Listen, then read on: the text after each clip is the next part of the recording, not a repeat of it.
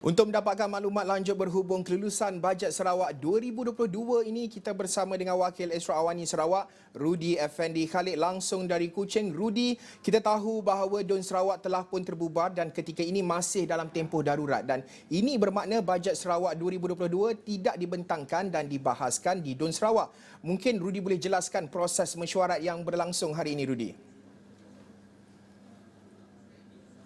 Baik, terima kasih Cap. Apa yang berlaku pada hari ini adalah mesyuarat pembentangan bajet Sarawak yang dihadiri oleh ahli-ahli Dewan Undangan Negeri Sarawak dan melengkapi semua kawasan, daerah dan parti. Kesemuanya ada 81 ahli Dewan Undangan Negeri telah dijemput untuk hadir ke mesyuarat tersebut, memandangkan satu kerusi DUN di negeri ini telah digantung kerana digantung wakil rakyatnya. Jadi kita ada 81, tapi yang hadir adalah kalangan YB dari pelbagai parti, kecuali sebenarnya tak ada kekecualian sebab ada satu wakil daripada Parti Sarawak Bersatu yang sebelum ini telah mengumumkan untuk memboikot mesyuarat yang diadakan pada hari ini.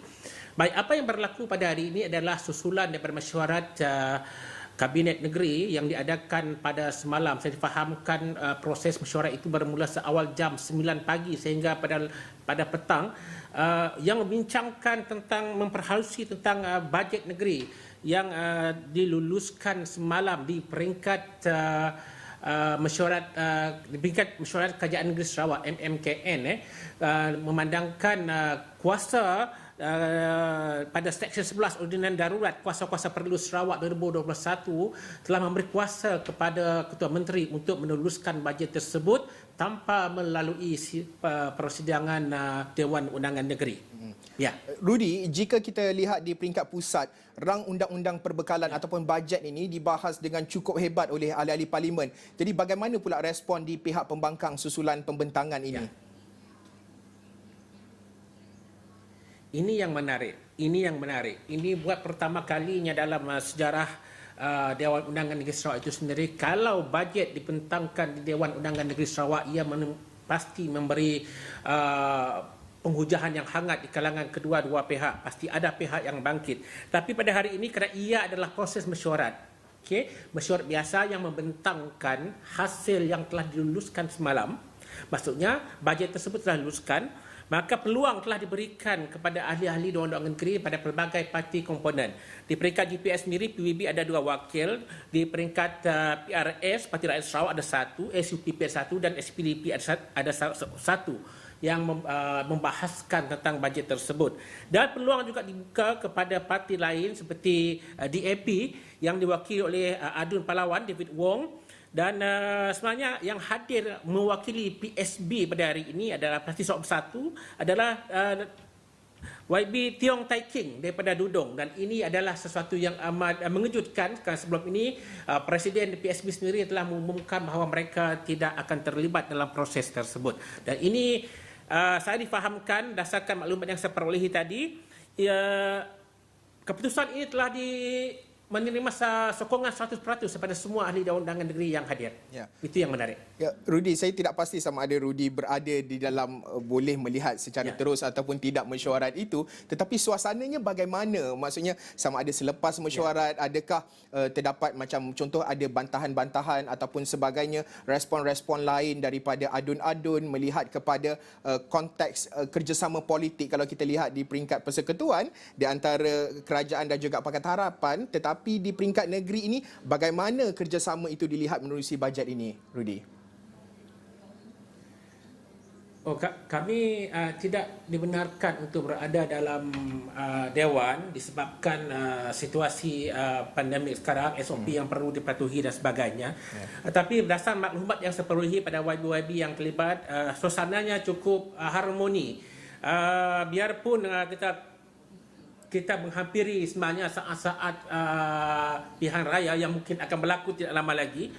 Tetapi tidak ada pertelagahan ataupun tidak ada permusuhan yang terdampak pada waktu ini. Dan ini sebenarnya satu tanda yang baik kepada negeri itu ini sendiri sebenarnya. Ya, Rudy, pastinya ramai yang ingin tahu berbalik kepada cerita bajet 2022 ini, terutamanya rakyat yang berada di Sarawak berkenaan dengan peruntukan yang diberi fokus. Apa yang menarik dalam bajet Sarawak 2022 ini, Rudy? Okey, ada beberapa perkara penting yang perlu dihadam oleh rakyat Sarawak. Pertama sekali tentunya kepada penjawat awam, anda telah memperolehi setengah bulan gaji bonus daripada Kerajaan Negeri Sarawak. Kalau saya katakan bonus sebab dia sebut sebagai bantuan khas daripada Kerajaan Negeri Sarawak untuk berhadapan suasana getir. Dan bagi penjawat awam di peringkat persekutuan mereka memperoleh RM500.